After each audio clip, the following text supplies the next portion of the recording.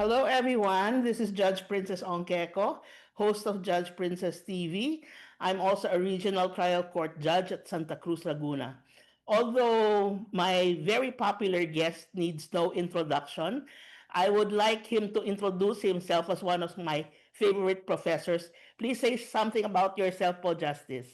Hello, I'm Justice Tony Carpio, retired, but not yet tired. I have this advocacy on the West Philippine Sea and also filing cases involving constitutional issues before the Supreme Court. Thank you, Justice. Sabi ko nga, ninenervyos ako ngayon. Dati kasi, when I interview, everything is just for fun. But this takes on a more serious note. Before I ask Justice, well, everybody knows about the current crisis now because of the fund insertions, the alleged fund insertions, and the money that has gone into funds for supposed prevention of flooding. But then we find out that there are ghost projects, and we find out that there are projects that have been very poorly made. Uh, Justice, can you tell us about your research on this? Yes, we filed Isambayan and which I chair and other parties filed a petition with the Supreme Court to question the constitutionality of the transfer of 60 billion in PhilHealth trust funds to the National Treasury, and the National Treasurer uh, used that, gave that to the DBM for to fund infrastructure programs, projects like flood control projects. So about 107 billion in flood control projects have been identified as having been funded uh, by the PhilHealth funds and by the PDIC funds, which were transferred by the Secretary of Finance to the National Treasury. So we brought this case, and today and yesterday it was decided by the Supreme Court, unanimous decision declaring the transfer of the funds from PhilHealth to the National Treasury as unconstitutional because the Secretary of Finance cannot be authorized by law to transfer appropriations. The only person authorized that who may be authorized by law to transfer operations, appropriations, is the president, but only savings. Ang sinasabi po ni Justice, no, may na-discovery po siya na yung mga pera na ginagamit sa ah, pag-alis daw kuno ng baha ay galing pala sa PhilHealth, no? So, ito pong mga pondo sa PhilHealth, PhilHealth tsaka PDIC, yung PhilHealth yan yung insurance natin, lahat ng mga empleyado ng gobyerno, ano po, at saka empleyado na sa pribado may PhilHealth. Pati nga yung mga retired may PhilHealth, no? So, ang na-discovery po ni Justice, itong mga pondo na dapat sana sa PhilHealth tsaka sa PDIC. Ano nga po ang PDIC, Justice? Philippine Deposit Insurance Corporation. Ayan. So, lahat ng lahat ng mga taong may deposito sa bangko, no? Insured tayo sa PDIC, yung Philippine Deposit Insurance Corporation, hanggang 500,000 ata, no? 500,000 po ba ang insurance natin? Per depository. Per depositor. At dapat sana itong mga pondong ito ay exclusive lang. Paano po napunta yung mga pondo ng PhilHealth at PDIC para dun lang sana yon? Paano po napunta sa flood control yung mga pondong yon? Sa 2024 General Appropriations Act, mayroong provision doon authorizing the Secretary of Finance to transfer the excess funds, no, uh, from these two corporations and other GOCCs, the government corporations, to the National Treasurer. And So, yun ang ginamit nilang authority to transfer. Pero under the Constitution, it's only the president who can be authorized by law to make transfer appropriations, no? At saka the president can only transfer savings from appropriations, not the full appropriation itself. Dito sa 2024 General Appropriations Act, Congress authorized the Secretary of Finance, hindi dapat siya. And then ang authority to transfer appropriations, hindi lang savings. No? So the Supreme Court said that violates the Constitution. Meron din isang provision ng Constitution that was violated, yung provision na uh, money or funds raised through taxation for a specific purpose shall be treated as a special fund and can be used only for that purpose. Dahil under the Internal Revenue Code, lahat ng mga collections or most of the collections from uh, tax on cigarettes and tax on alcohol, uh, these are allocated and should be given to PhilHealth for the operations of PhilHealth. So yun ang batas. So that is a trust fund dahil it's money raised through taxation for a specific purpose. That fund, special fund, hindi pwede gamitin sa ibang bagay kung hindi sa ano lang, for operations of PhilHealth lang. So ang ginawa ng Secretary of Finance, linipat niya yung PhilHealth Trust Funds to the National Treasurer at pinondohan yung mga flood control projects. So mga ang ang na nakita ng Rappler from based on the SAROS, the Special Allotment Release Orders, ang total na discover ng Rappler was about 107 billion for flood control. Ang tingin ko madami pa, hindi lang nila nakita lahat ng mga SARO. It could go up to maybe 160 billion dahil the maximum is 160 billion. And my estimate is that the flood control project in the 2024 budget under the unprogrammed appropriations were funded mostly or solely by the PhilHealth funds and the PDIC funds that were transferred.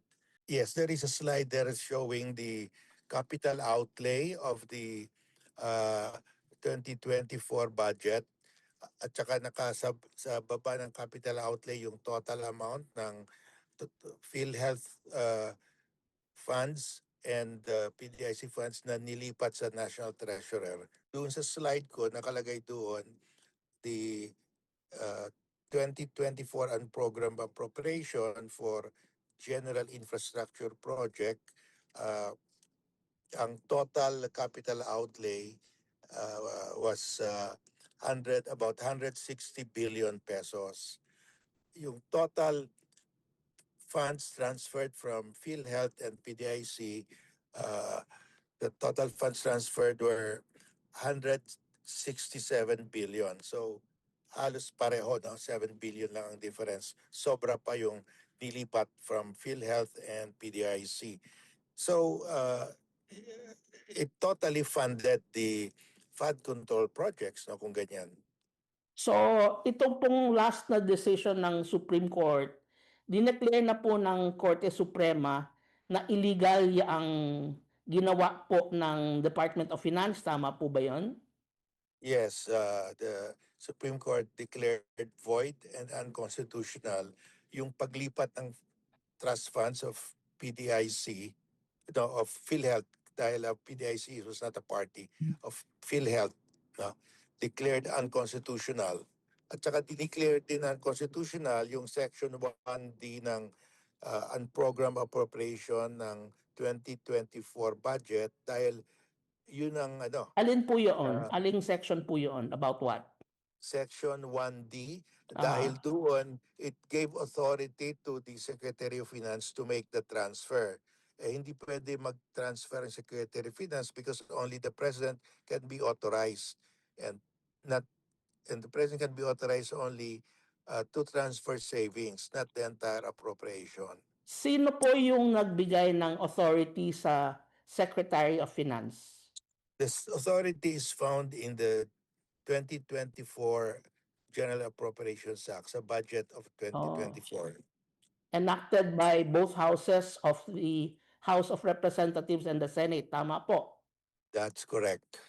And then under the Constitution, it is only ang presidente sa Constitution po natin, ang maaari lang pong mag-transfer niyan ay hindi yung Secretary of Finance kung hindi yung presidente, tama po. Tama, only the President can be authorized by law. And yun po baling ang nadiskubre ni Justice na ngayon meron ng Supreme Court decision. Ang problema kasi niyan, no, ang daming mga may sakit, no. Dapat mapondohan 'yan ng PhilHealth. Kunwari magkasakit ka, ang nagastos mo sa hospital 100,000, minsan ang mako-cover 3,000 or 5,000. Napakaliit, no? Kaya kailangan talaga na pangalagaan natin para hindi ma-transfer yung pondo. Ano pa po ang mga na-discover nyo, Justice? Ano pa yung na-discover nyo na um, mahalaga, would you say? Well, we found out because pumutok nga itong flood control scam, it turns out that yung PhilHealth funds na nilipat nila sa National Treasurer ay ginamit for flood control. Ang ginamit for flood control of the transferred funds from PhilHealth and PDIC totaled about 107 billion. 107 billion. Ang tingin ko, tataas pa ito dahil meron pang mga tingin ko mga SARO, Special Allotment Release Orders, na hindi nasama sa computation. So, ang ating PhilHealth funds na kailangan na paggamot ng mga Filipinos, alam mo, 120 million plus tayo, ginamit sa flood control. Yung flood control naman, alam mo, pag flood control, madaming kalokohan yan. Ghost flood control projects or substandard control projects. Dahil ito, tinatawag ito pork barrel. No? So, napaka-unconscionable dahil yung pera para sa gamot ng taong bayan, nilipat, ginamit para sa flood control kuno, yung flood control naman, napakadaming ghost projects at saka substandard projects. Paano Yan po ang yun? Kunwari, yan, na-booking na po ng Supreme Court. May decision na po yung Supreme Court na, oy, ibalik niyo yung pera. Bawal yung ginawa niyo, ibalik niyo yung pera. Hindi po ba nabayad na po sa mga kontraktor yan na gumamit ng ghost project? Pagkatapos sasabihin nila, oy, babalik sana namin pero wala na kaming pera. Ano po kaya ang solusyon doon? Ang nakalagay sa decision ng Korte Suprema, the court ordered the government, the executive department to isingit sa 2026 budget yung 60 billion na ibabalik sa PhilHealth. Well, we are thankful for the Supreme Court for the decision, pero ang problema dito, pag isama sa budget, annual budget 2026 budget, yung budget, yung pera galing sa atin from our taxes. So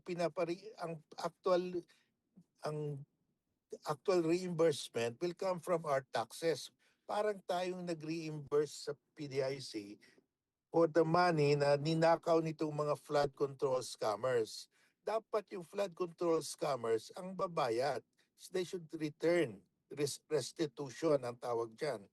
Hindi dapat ang mag-restitute yung biktima. Tayo yung biktima dito eh. bakit tayo magsasaoli ng pera from our taxes when we are the victims? Ang dapat magsaoli, kukunin nila dapat yung pera to reimburse PhilHealth, kukunin dapat nila sa mga those who are charged now. Katulad yung isang uh, regional director ng DPWH nagsaoli ng 110 million. Yun dapat ang source of restitution to PhilHealth. Hindi yung tayo from our taxes, no? So dapat yan, the primary source of restitution will be those who run away with the money, those who got the money unlawfully. Tapos, pag kumulang, then it will come from the General Appropriations Act. No? Pero hindi dapat na lahat kaagad kukunin sa General Appropriations Act. Parang tayo rin nagbabayad. Dapat ang magbabayad yung nagnakaw. Paano po yung Thank mga perang sinauli? Katulad noon, yung mga sinabing, o sige, isasauli namin yung pera. Kanino po napupunta yung perang yon? Well, right now, it goes to the general fund, no?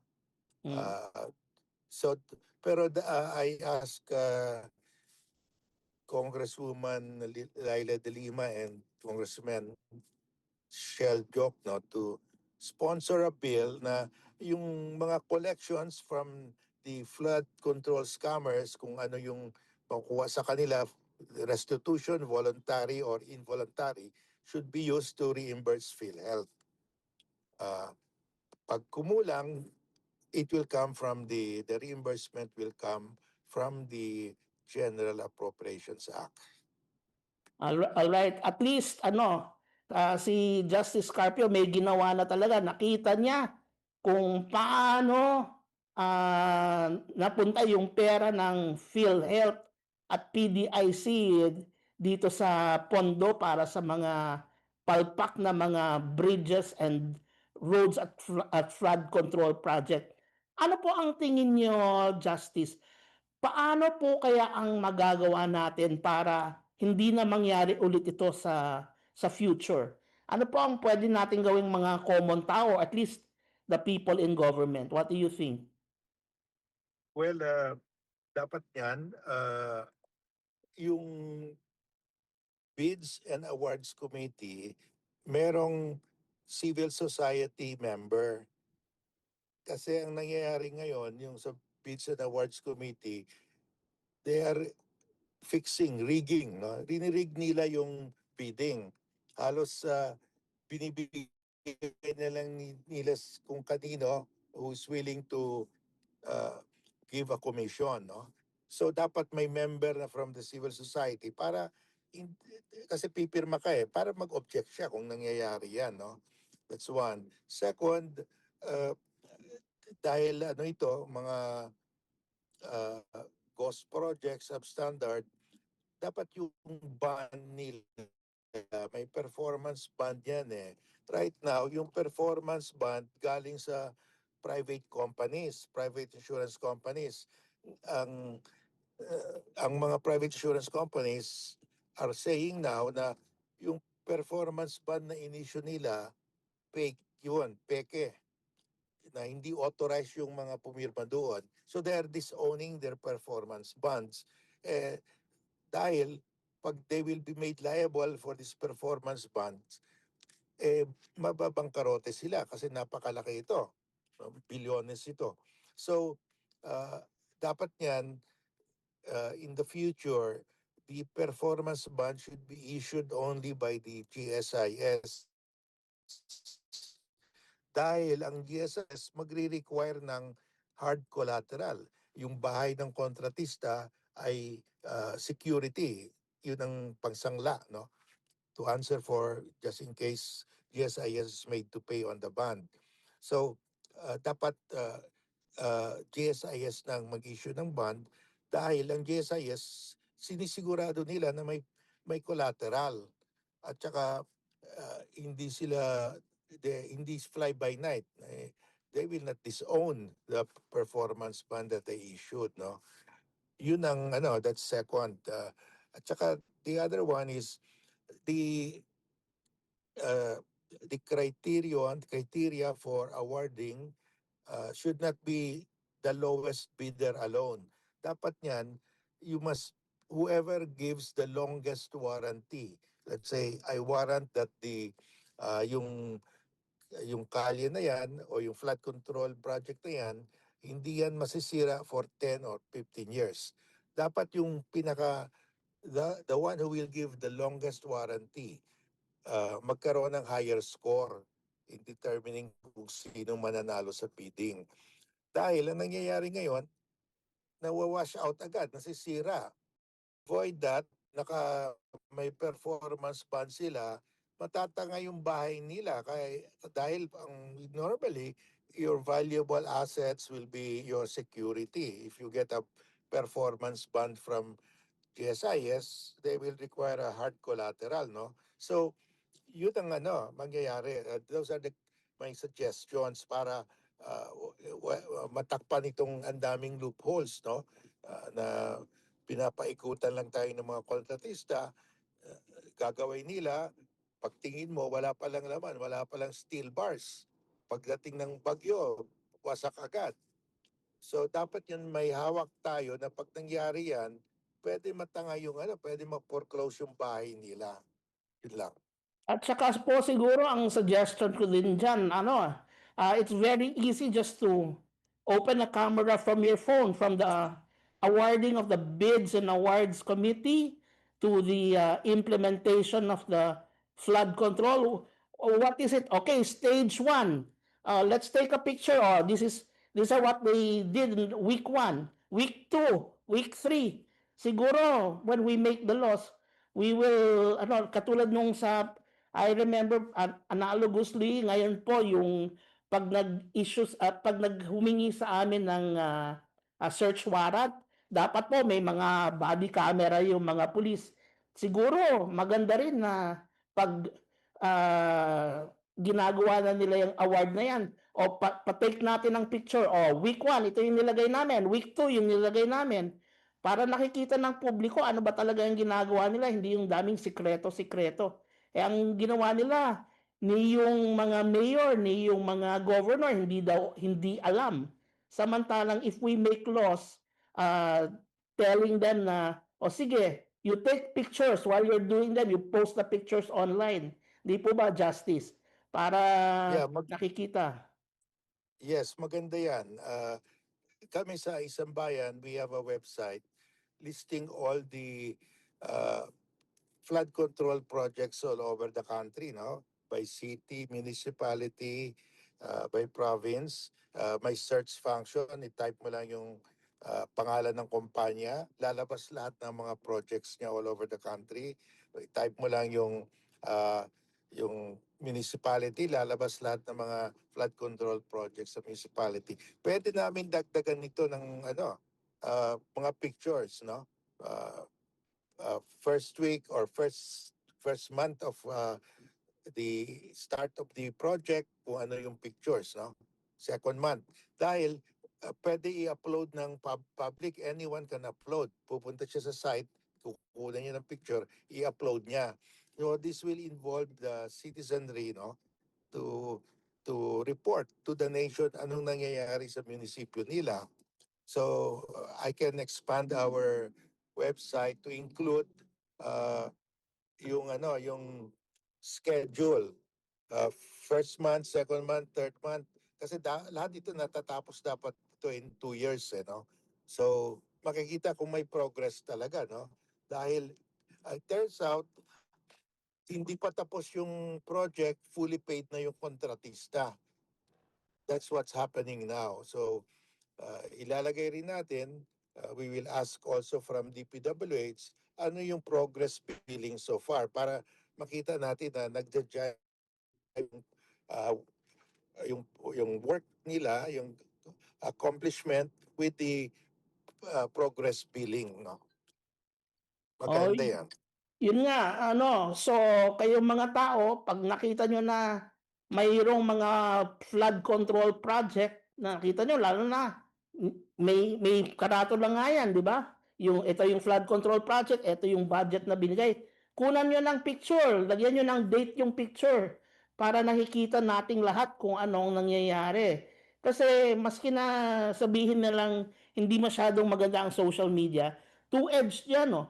It can be for the good or it can be for the bad. Pero kung gagamitin niya yan for good para ma-expose yung mga hindi ka nais-nais na tao, yung mga hindi ka nais-nais na project, mas gaganda ang buhay natin sa Pilipinas. Okay, in closing, Justice, any habilins or any remarks? Your closing remarks po. Itong for us to solve this problem, no?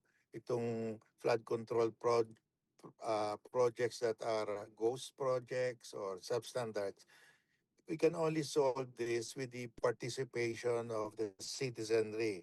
Dapat kasama lahat. Ang appeal ko that lahat tayo, we go to the flood control sites sa bayan natin, sa munisipyo, city natin, kunan natin ng pictures, yung mga flood control sites, at i-upload ninyo sa Isang Bayan website. Madali naman lang doon, may very easy to upload para mabuo natin yung picture, no? Bawat municipality, kung uh, yung mga flood control projects are really completed dahil we have the data on whether they have been paid in full or not, no? Kasi it turns out madami pa lang mga flood control project na hindi pa kompleto na fully paid na ang kontratista. Yun danger yan, ano? At saka uh, merong mga flood control projects, andun yung site, name of the street, name of the sitio, pero wala pa lang ginawa. So, ghost yan.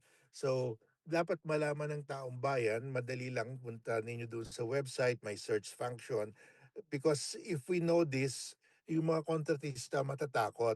They will be careful dahil binabantayan na sila. Yun lang. Thank you. Ano po ulit ang pangalan ng website? Isang Bayan website? Yes, Isang Bayan infrastructure website. I-Google lang. All right. So we invite everybody to send in their messages also, either at our YouTube, so we can collate all of your ideas. So thank you very much, Justice.